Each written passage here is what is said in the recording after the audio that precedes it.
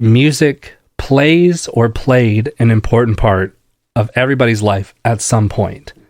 And I think what makes music therapy work and what makes it effective is that reconnection to that musical self.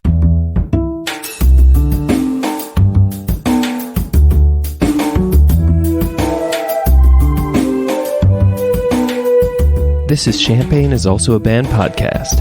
One songwriter, one song. I'm Sven, your host for a journey into the music of Champaign Urbana.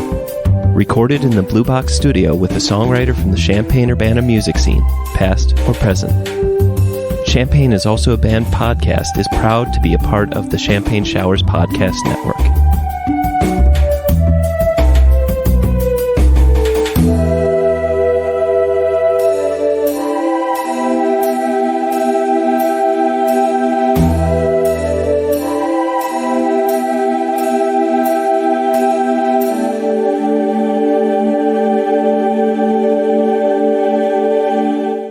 Welcome to Champagne is Also a Band podcast. Today, I have Kyle Fleming from Fleming Music Therapy. So, Kyle, welcome to the show. Thank you for having me. I appreciate it. In the broadest of strokes, what would you say music therapy is?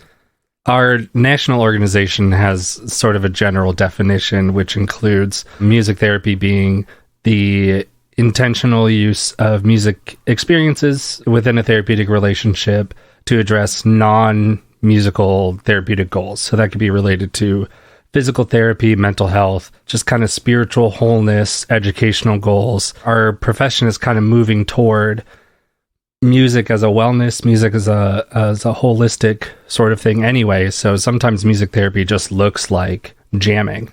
It just looks like getting together and making music. It can also be really intentional. So I work in the mental health realm of things. So music therapy can look like interpreting and analyzing music, thinking about what it means to us, themes and lyrics that represent aspects of our lives and can teach us things.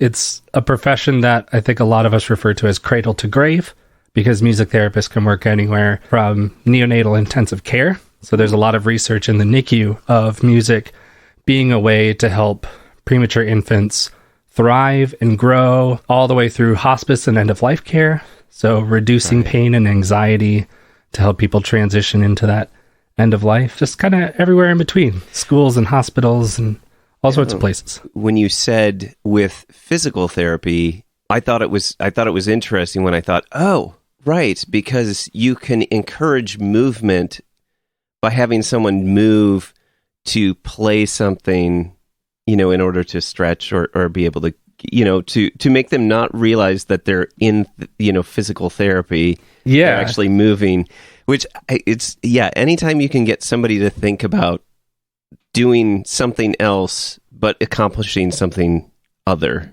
I think a lot of what I've seen and what I've experienced myself with music therapy is music as the motivator to encourage people to do things. I also supervise students, and we had a student who was working on range of motion with somebody in their 70s and their 80s. They're just kind of, as you get older, your body kind of closes in on itself. And so they were encouraging them to reach out and hit a tambourine. And it was one of those things where, people just like to hit drums. And so you got something, if you hit this, it makes a noise. It's that instant feedback. But it's also encouraging. I can put it over here. With stroke survivors, a lot of times they have trouble with what's called crossing the midline. So if I had a stroke on my left side, it's really hard for me to be aware of things that are on the left side of my body. And so if I'm doing music therapy with someone who survived a stroke, I'm going to try and get that right hand over to the left side so that there's that awareness. And then even building the strength in the left hand, getting it over to the right side. Because there's a lot of things that you do in the middle that I don't think you realize until that part of you is taken away. You do work with physical therapy as well, or is it predominantly a mental health? My practice is predominantly mental health, but the training of a music therapist includes all of the different areas. Music therapy as a whole is a bachelor's level profession. So the training is 4 years of classroom instruction, That includes 3 to 5 what are called clinical practicums. So that's usually working with older adults, adolescents, children in a school setting. Sometimes that includes going into hospitals and physical therapy and stuff. But you learn about all of that. And then you do a 6-month intensive clinical internship. Mine was at the Iowa Veterans Home in Marshalltown. And so that included a lot of mental health sort of stuff, working with dementia, but also a little bit of the skilled nursing, the self-expression sort of route. And then I have a national certification in music therapy. So my letters are Music Therapist Board Certified, MTBC. Illinois just passed a music therapy license. Governor Pritzker just signed it. We won't know what that means for another year. They're writing the rules and figuring out who qualifies. It's exciting. That's kind of the big push in the field now, is to have that license so that we can be more integrated in the healthcare, be able to bill to insurance and that sort of thing. I'm curious, what is your favorite instrument? That's a good question. Okay. It's a hard one to answer because I think just in the music therapy training overall, you have to be able to be proficient with your voice, with drums, with piano, and with guitar. I'm self-taught on a lot of those. Also self-taught on bass guitar. I also play the organ. I have this wide variety of instruments that I can just pull out. I did go to college on a vocal scholarship, so I guess voice is the thing that I always have. It's the thing that I can always use, but lately I've been using a lot of drums and a lot of guitar. It's not really much opportunity for a piano unless I'm in some sort of like setting that already has a piano. If someone were to require your services and were to walk into your office, what would you call it? I mean, I would say like office, but I won't I'm going to repeat it like so that I have it right. But what would you call it? Like your building, your space? It's interesting you say that. I don't have a space right now. So I do a lot of my admin stuff, a lot of my marketing out of my home, but I go into other people's homes to do services. I resisted it for a long time. Before I started my practice, I was like, I don't think I could ever like go into somebody's house. It seems really intimate. But as I think about like a trauma-informed approach, it's really intimate to be in someone's space, in someone's house. And think about the safety issue of like, at any point, they can kick me out. Right. If it ever gets uncomfortable or if it ever gets whatever, they could say, hey, pack up and leave. They don't have to go anywhere. They don't have to worry about anything. It's me that has to like, oh, well, sorry, whatever. And then I can go. Then it ends up being therapy more on their terms in a certain sense. Like, so it's they're in their safe zone. Yeah, exactly. They know exactly what to do to keep themselves grounded, to keep themselves present in the moment. They have their coping skills ready and accessible for them. My next thought was, do you specialize in a particular type of music therapy? I mean, I have my preferences. So music therapy runs the same realm as any sort of therapy, as any sort of like psychology. We could go anywhere that's strictly behavioral. So that's just kind of like managing, lashing out or whatever. And then I tend to swing more of like a humanistic sort of approach, which is just kind of the radical acceptance of the person as they are in this current moment. Doesn't matter what you've been through. Doesn't matter what you've done in your past. Sure, that's important because that informs what you're doing today. I think if my specialization, I guess, is just kind of in that approach of that acceptance and the collaborative piece of, I'm not going to tell you what it means to be well. You're going to have your own definition of wellness. You're going to have your own definition of healing. You know you best. You are the expert in your experience. I'm just here as like a guide. I'm just here to help you, kind of nudge you and push you in that direction. But even within those different approaches, that can include everything from improvising on different instruments, writing songs, listening to music. I have a little bit of training in what's known as guided imagery in music, which is like a psychic, free associative exploration sort of thing, where you're just kind of in a relaxed and altered state and you're just responding to the music. And so you listen to something and it's like, what do you notice? What do you hear? What do you feel? Sometimes that's images. Sometimes that's pictures of like, oh, I see myself on a beach and kind of that sort of thing. But in my experience, it's also been physical sensations. Like I've gone through a deeper version of GIM where my guide pointed out that I was like pressing my feet into the floor. I needed that sort of grounding that I wasn't getting from the music. And so I was like, my toes were white and just like really pushing my Wow. it was just kind of a strange experience of like, and I remember also at the time that the image that was in my head, this is going to sound really trippy. The image in my head was I was a dandelion seed, just kind of psychically connected to a bunch of other dandelion seeds, had no control over Right. where I was going. And so that made sense of like, in my head, I have no control. You know, I can't stop. I can't slow down. I can't change directions. So my feet are just pressing into this ground to have some sort of control and some sort of grounding. It's an interesting experience. I don't have the training to go that deep Right, with anybody. So it's more of the visualization aspect. You know, is there something that you need in your life or something that you need from the music? Maybe it's calm, maybe it's fun, maybe it's peace, maybe it's grounding, working together to figure out how to get there. Working together to get there.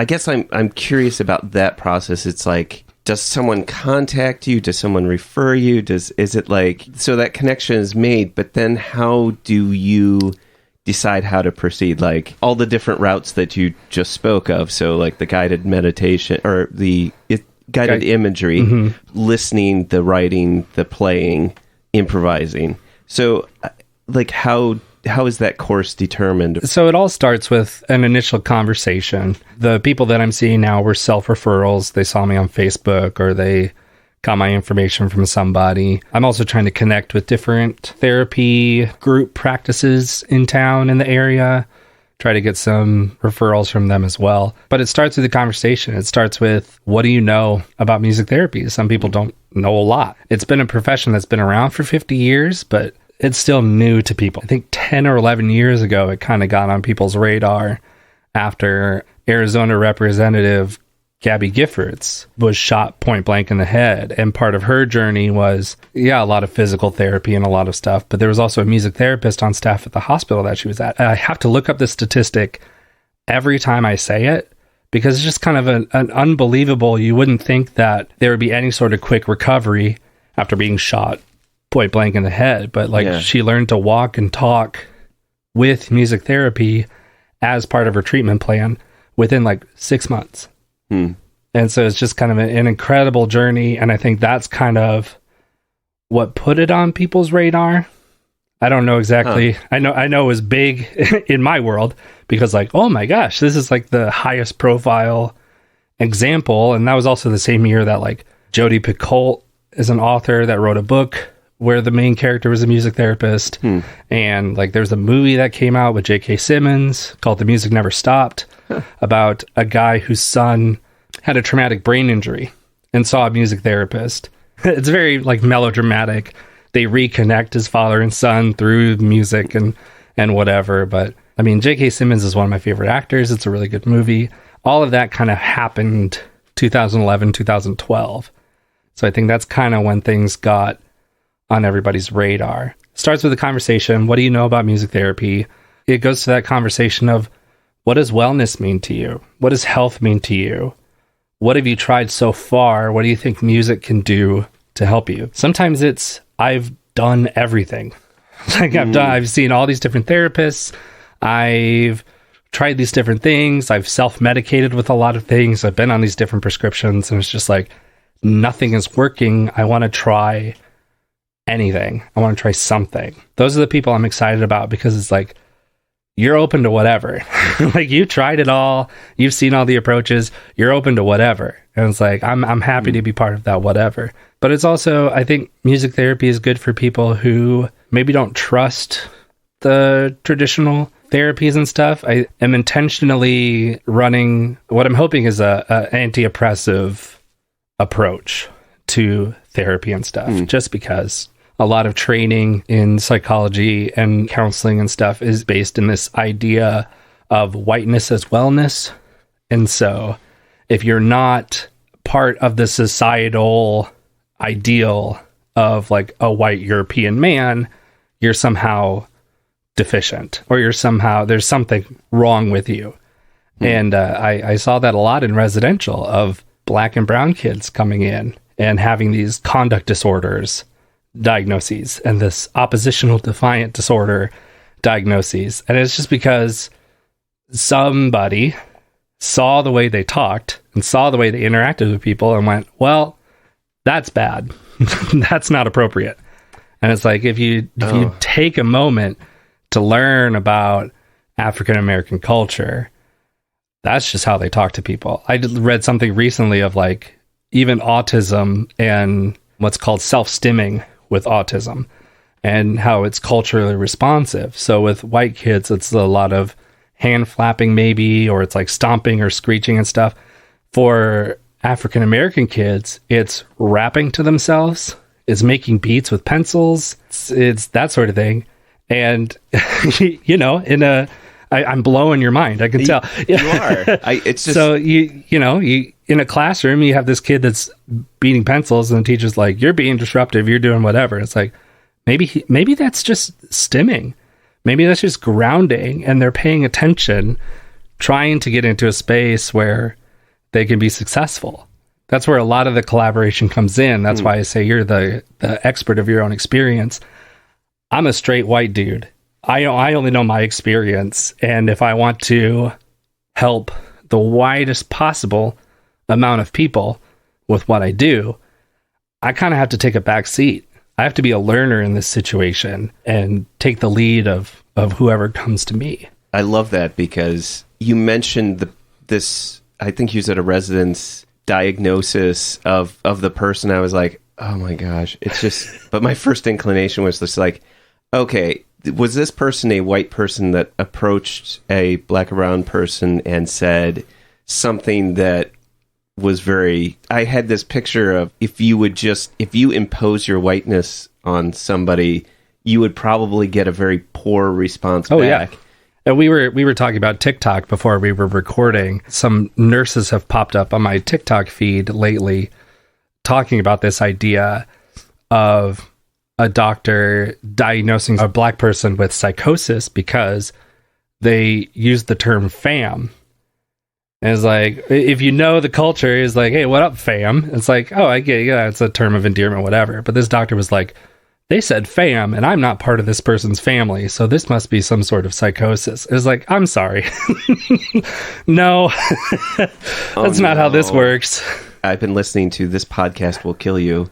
But anyway, sorry. So this is like this whole... you just opened up a can of worms, just because this is, as I'll say white cis straight dude, I also have to constantly check how I interpret the world and the way that I look at the world and how I interact with the world and how much space I take up. So This Podcast Will Kill You was talking about, how there is still a long-standing in medical school, the way that doctors are trained, there's still this kind of stigma that as if African Americans do not experience pain the same way. Right. It's like, or their skin is thicker than this is like all of these things that have been debunked for years, but are still so pervasive in the culture. And I think that I'm just trying my best to be a disruptor, I guess, in this area of kind of embracing this multicultural idea of health and wellness in mental health and emotional health. And I think it comes back to community too, of just ideas of wellness in non-white spaces include mutual aid and include kind of this communal aspect. It's one of the things that I'm excited for about kind of being on my own and being in my own practice is I can make this look like what it needs to look like. So it can look like a certain way in an individual basis. It can look like a different way in a community sort of thing. And it also looks like advocacy.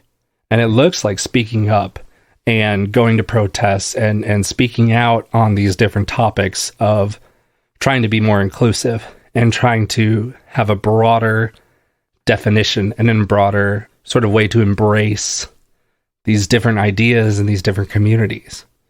And I know I'm going to mess it up, but that's part of the part of the process is messing up and learning from it and doing better next time. Especially the process of messing up and learning also sets a good example to other people to mess up and learn as well. Absolutely, yeah. Why did you get into music therapy? What was the thing that inspired you to become a music therapist?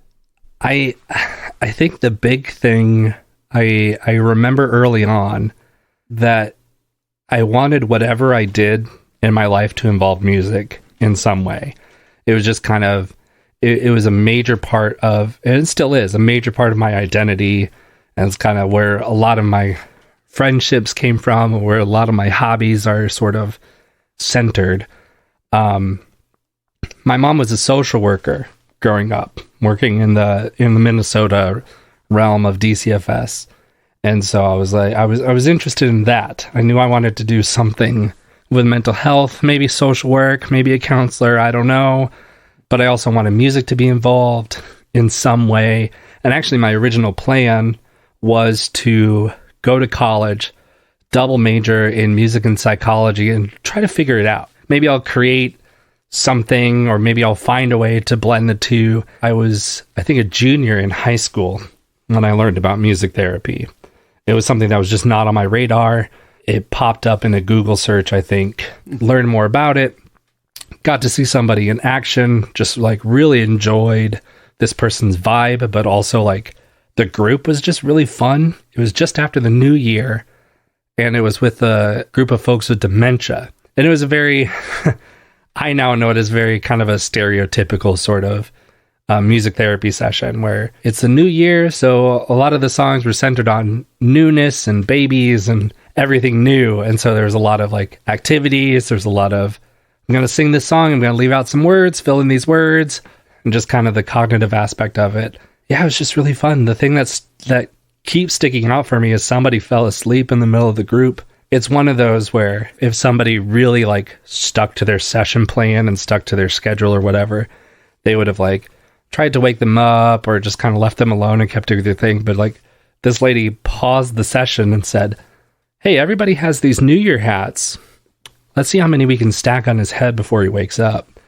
And it was just really fun. I think we got to 23 before he like woke up and was just like, "What's going on?" It's like, "You realize you got a whole bunch of hats on your head, right?" And he's like, well, by golly, I sure do.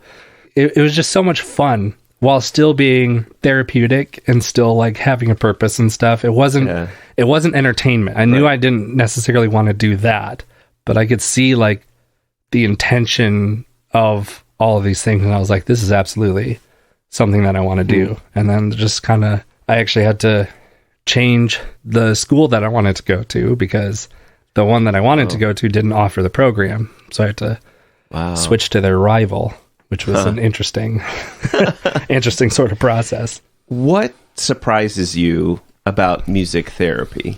I think what surprises me most is, I think the motivation aspect of it. I was just talking with somebody a couple days ago. I found it really interesting working in residential that we would have kids who would refuse to do their typical therapy, would refuse to come to groups, would refuse to do sports, would refuse to do art. But if music or animals was involved, that would be the motivator. And I'm even finding that a little bit, because I think everybody has a connection with music that they may not necessarily have with art or with sports or anything like that. There are so many people that I've talked to where I say, yeah, I'm a music therapist. And they're like, oh, I used to play whatever. I used to play piano. I used to play trumpet. I used to do all this stuff. And it's like everybody at some point in their life, music was really important. Whether they were playing it, whether they were listening to it. The research shows that teenagers, music is kind of the primary way that they form their identity and connect with other people is through music. Whether that's embracing mainstream pop music like Beyonce or Ariana Grande or Ed Sheeran or whatever. I know for me, it was how obscure can I get? I was looking for the super niche, like, oh, you wouldn't. This is the day before SoundCloud. So I was like, oh, you don't know about this band on Pure Volume? This MySpace band? Oh, boy. you're missing out. I don't know. I think about the girls rock camp and how they'll have a instrument petting zoo. Mm-hmm. They'll gather but all it is just giving someone an opportunity to come up and interact with maybe an instrument they're like, the simplicity and complexity of an instrument. There's something that I think opens up in people's minds that, I don't know, I guess I just find that fascinating that there's to be able to experience a new musical instrument that they've never experienced before or been close to see how it works is something that opens up a whole new world. And I think that's part of the fascination of like why it pulls people in. Yeah. The flip side of that is, I think just our culture in general has turned music into this sort of elite sort of thing.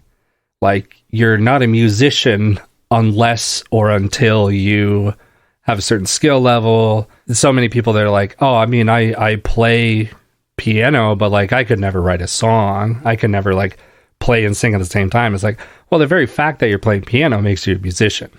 The fact that you sing in the shower makes you a musician. Just thinking back through history, how music was this communal thing. Like, the whole reason houses had parlors back in the day was travelers would come in, you'd invite your friends over, and you would all make music. Yeah. And it was just kind of this thing that you did. You didn't necessarily perform for anybody. Nobody got paid, really. But like, people would come and they would play and they would dance. And that's what we did to connect with people. And at some point along the way, it became this elitist thing of like, oh, a musician is somebody who performs, somebody who tours, somebody who writes, somebody who makes money off of this thing. It's too bad because as much as I love performing, as much as I love writing my own music, it's just jamming and playing with other people is just so much more fulfilling to me. And I think it's fulfilling for a lot of people. I think we're just missing out on this opportunity to connect with people in this way because we have these ideas of what music is and what it isn't. Has there been anything in a session that surprised you? This is a story that I tell a lot, and it was actually used. This is a kid that I worked with several years ago. He's like out of the area. I still won't use like his name or anything, but like, this is a kid from several years ago. The long story short was he has just this extensive history of abuse with his parents, with strangers, involved a lot of physical abuse and neglect and drug use and all of this stuff. And he was also the oldest of like 5 kids, I think. And so he was very parentified. At 10 years old, he was taking care of the rest of his family because mom and dad were nowhere to be seen and just didn't seem to care. And so when he got to residential treatment, a lot of his issues were just not expressing himself, just kind of bottling things in, lashing out at people when he just couldn't hold it anymore. And I remember at the time we were having serious conversations because he was like on my caseload as far as like treatment planning and me having input. And we were having serious talks of like, he needs to go somewhere else. He needs to go to like a higher level, like a locked facility, just kind of really struggling.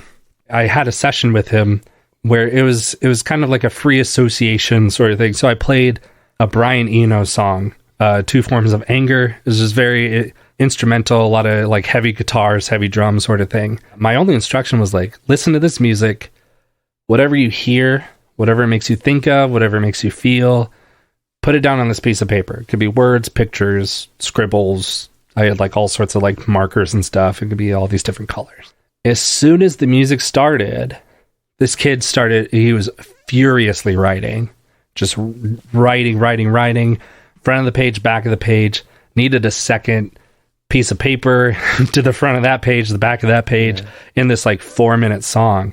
By the time the song ended, he was just so exhausted. He was just so like, whatever he was holding on to was let out. And he just collapsed on his chair. And he didn't want to talk about it in the session, but he let me read what he wrote. And it ended up being this letter to his mom, just completely like trashing her, just being like, you said you cared, but here's all the ways that you didn't.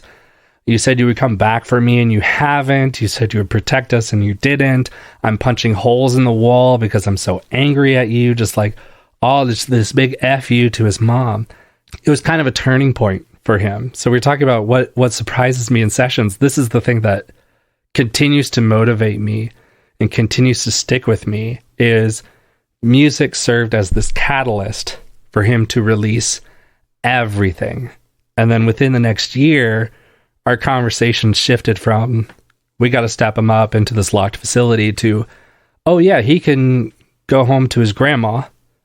And then he left our facility. And then he last I heard, he was adopted by his aunt or something and lived in Florida for a while. This complete turnaround. My choir director in college always said that every performance we need to be on top of our game, because we never know what people are bringing in to the concert hall, right, or wherever we're performing. You know, maybe they had a rough day, maybe there's something heavy on their heart, maybe all of this stuff. And it's we got to be on top of our game, because our music can serve as this catalyst for healing. So I think of this kid and I think of that advice, and that's really just kind of the motivation for me, is every interaction that I have with somebody, musical or not musical, is an opportunity to be one step closer to healing.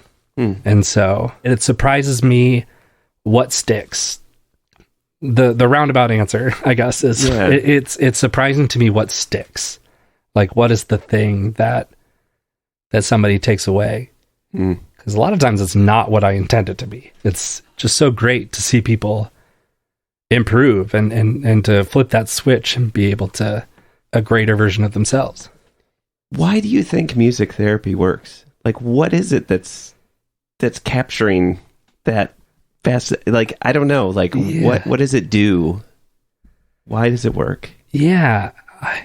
There's a whole research-based answer I can give you too. There's a lot of studies of trauma research. Music bypasses the speech centers of the brain and allows you to tap in. Those are interesting clinical answers. I think the real answer comes down to what I mentioned earlier, of music plays or played an important part of everybody's life at some point. And I think what makes music therapy work and what makes it effective is that reconnection to that musical self. Because what usually follows when I hear, oh, I used to play piano, is, I wish I didn't give it up. I wish I had stuck with it. Even when I'm working with 2 or 3 year olds, that element of play, music allows for that space to play and be a kid. Teenagers, music allows for that space to express yourself and to have a full sense of identity. A lot of people in general don't want to work with teenagers because they're so difficult and they're so opinionated and so whatever. It's because they're in this weird space where they're still being treated as a kid, but they don't feel like a kid. Music, especially an approach that allows them to be in control and allows them to be in the driver's seat, it's something they're interested in, something they're passionate about, and they have a captive audience. So of course I'm going to express myself if hey, what's your favorite band? Oh, of course I'm going to tell you all about My Chemical Romance, because that's that's the core aspect of my identity, is this band that I love and the music that I love and how meaningful it is to me. And then an hour later, they're wait, when's the therapy start? It's oh, we've been in it. Right. We're done. We're done for today. Come back next week. Tell me about Fall Out Boy. I don't know. So it's everybody has this aspect of music in them. It's just a matter of how do you tap into it? How do you bring it back out? Lead to a more fulfilling life.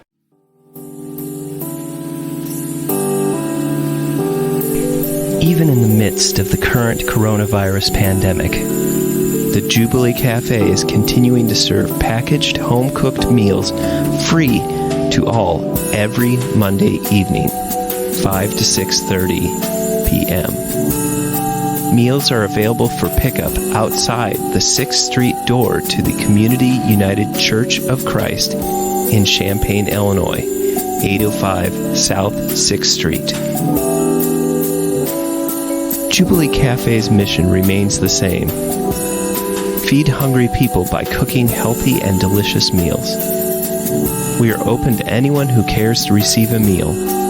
For information on the meal or how to volunteer, go to the Jubilee Cafe CUCC Facebook page or email us at jubilee.cafe@community-ucc.org. Welcome back. So, Kyle, do you have a favorite Champaign-Urbana venue?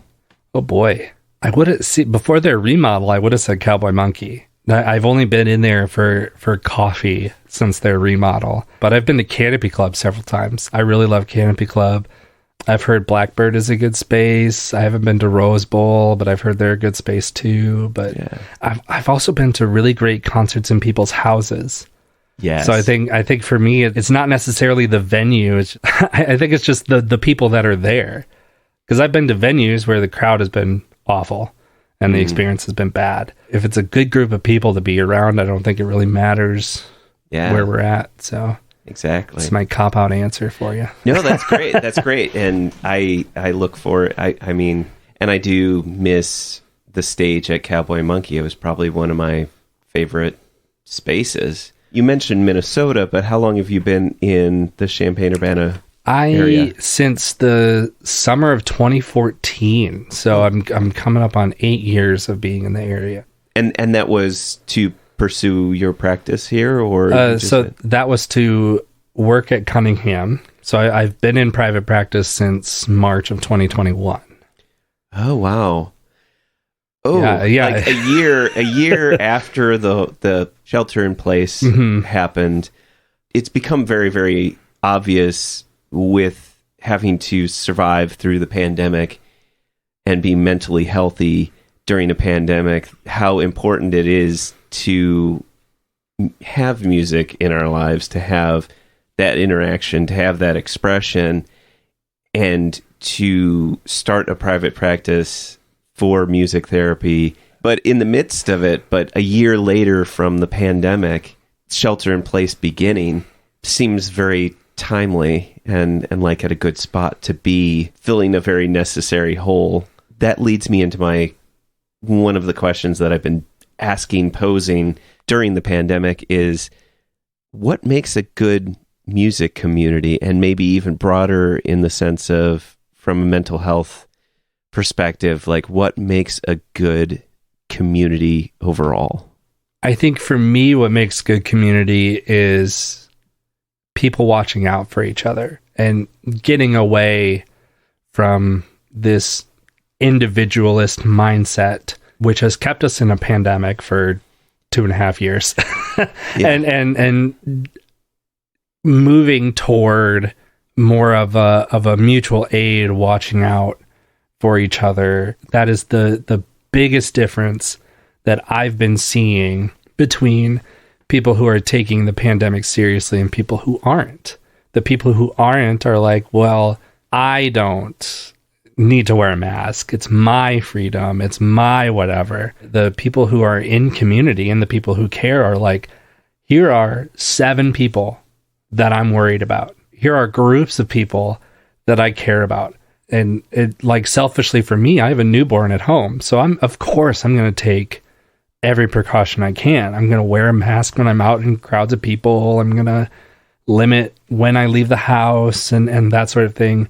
It's not even just that. It's just the care and concern that I have for disabled people and disabled communities and old people who are immunocompromised and older people. Like, I know if I get sick, and just the way that COVID has worked and how we understand it, if I get sick, I don't know for several days, and that's several days that I could spread it to other people, and I could be the catalyst for an important person in someone else's life getting really sick and dying. And I think being in community And being part of a good community is having that knowledge that my actions don't just affect me.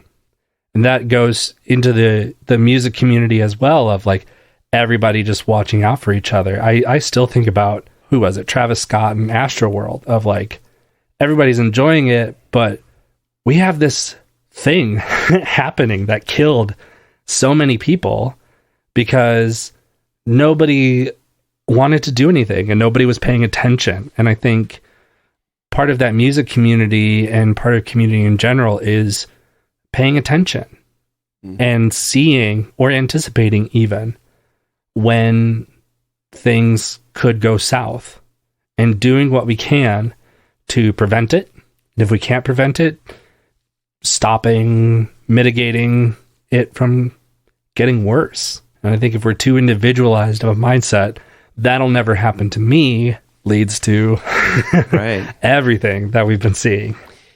Yeah. Well, and I think to that point, even, we can go super big events such as the Astroworld incident, but even if we're looking at our own individual community where we want to create safe spaces where everyone feels safe, even the individual person that's focused only on themselves can appreciate the fact that if we make safe spaces, you're going to have more people at whatever venue, you know what I mean? Like, I just, sometimes I don't know if I just think, of course, everybody can interpret it that way, like I do, but it's like, if you make a good space and you watch out for other people, people will want to come and be there. I don't know. I was just listening to a podcast the other day. They were interviewing a comedic improv actor who runs a studio in Boston. And they asked her, like, how do you make your theater safe and accessible for people? And she said, sometimes it's little things like giving a performer an option not to change in the green room.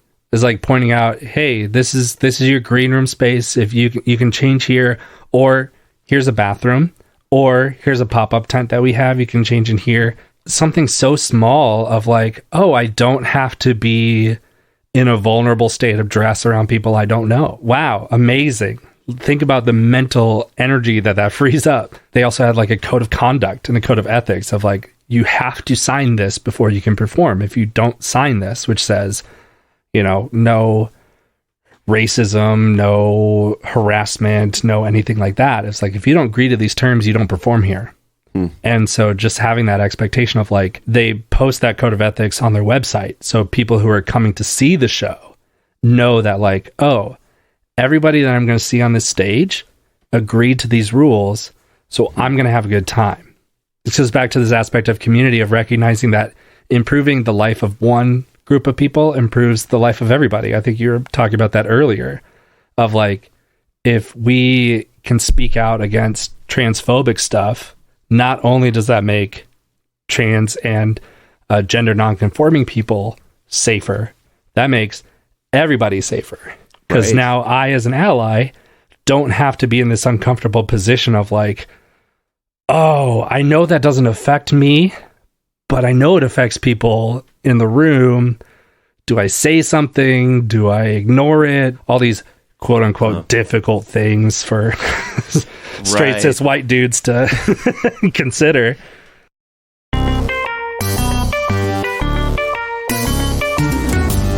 Champaign is also a band. Podcast is proud to support Exile on Main Street. Exile on Main Street, located in the old train station building at 100 North Chestnut Street in downtown Champaign, has been helping to build record collections since 2004. Carrying a wide array of new and used LPs, CDs, and video games. Exile on Main Street has something for just about any music enthusiast and old-school gaming devotee. Exile also hosts regular free live music shows on its stage, so be sure to check out their Facebook, Instagram, and Twitter pages for the up-to-date details on the next upcoming event. Open 7 days a week, they can be reached by phone at 217-398-MAIN. That's 398-6246. Welcome back. Kyle, what is your favorite non-musical thing or things? Oh, just in general? Yeah. Oh, my. Or they could be very specific, too. I mean, we've had some great answers, such as whimsy. That was my favorite answer. My favorite non-musical thing is whimsy. Oh, that's great. Episode 29 with Anka. That's a good answer. I think my answer is similar to that. I think it's just wonder and curiosity. And I say that because I'm also a magician. And so I love it. I'm a man of many talents. What draws me to magic is kind of the same thing what draws me to music. This sense of wonder and curiosity, of subverting expectations, finding joy in unexpected places. Even with my knowledge of magic, sometimes I'll see a trick and I'll go like, oh yeah, that was they did this thing here and that thing, and when they pointed over there, they were doing something tricky, whatever. But if it's done really well and if it's done engaging, it doesn't matter if I know how it's done. And I think that's the same way with music. Like, I know the chords. I know, like, I have a degree in music, so I like the theory of melody and counterpoint and all that stuff. It's a language and a knowledge base that I have, but man, it feels great to just be lost in something and to just be in this sonic space of like something that's really powerful and meaningful. Even if like Bo Burnham released outtakes of his Inside special from last year, just I remember being obsessed with that special, and just like the music in it is really interesting and funny and incisive and all of this stuff, but like just such a powerful thing that I watched it probably 7 times. Like multiple times a day. I was like really obsessed with it, and then it came out on Spotify. I've been listening to it nonstop. That sense of wonder and being open to powerful and new experiences. I don't think enough people embrace that. Yeah. And I wonder how this world would change if they did. I'm curious, have you ever used magic in therapy sessions at all? Not in therapy sessions. I do kind of do it as a rapport builder. I did it in residential when, like, you know, there's 3 people in a group and one person is running late. And it's like, oh, I just happen to have this deck of cards. Here's a little like boop, boop, boop, boop. There we go. I have incorporated music into my magic. I do a torn and restored sheet music that I had a friend of mine who has her doctorate in piano performance. I had her record a custom music track for me to do that with, where she messes up the music as I tear it up. Oh. And so it's got the comedy of like, oh, this music sounds really chaotic, but that's because the sheet music is in 100 different pieces right now. And then as the music is restored, the audio track comes back to the standard whatever. If people want to get a hold of you, what's the best way to get a hold of you? So I am Fleming Music Therapy on pretty much all social media. Facebook, Instagram, LinkedIn, TikTok. My website, FlemingMusicTherapy.org. Feel free to check everything out. I'm pretty responsive. So if you got questions, I'm happy to answer them, and looking forward to connecting with people. Excellent. And I'll go ahead and put those links in the show notes. So if you want to find that, you can find that.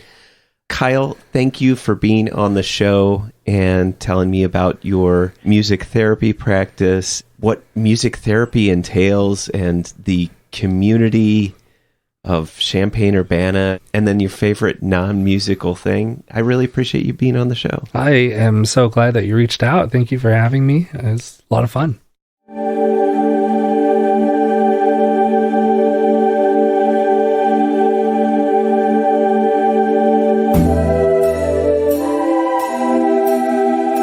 Thank you for listening to Champaign is Also a Band podcast. This is Kyle from Fleming Music Therapy reminding you, great music is out there. Go find it where you live.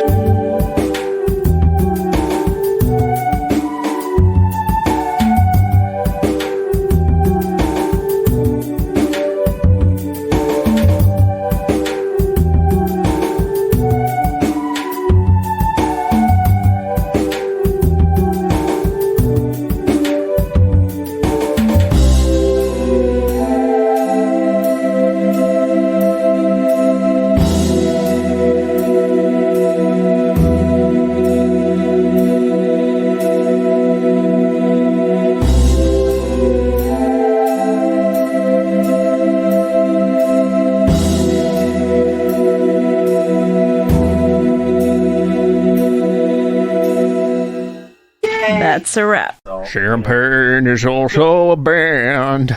You almost have an NPR voice. It's so good. Studio South Peter on the inside.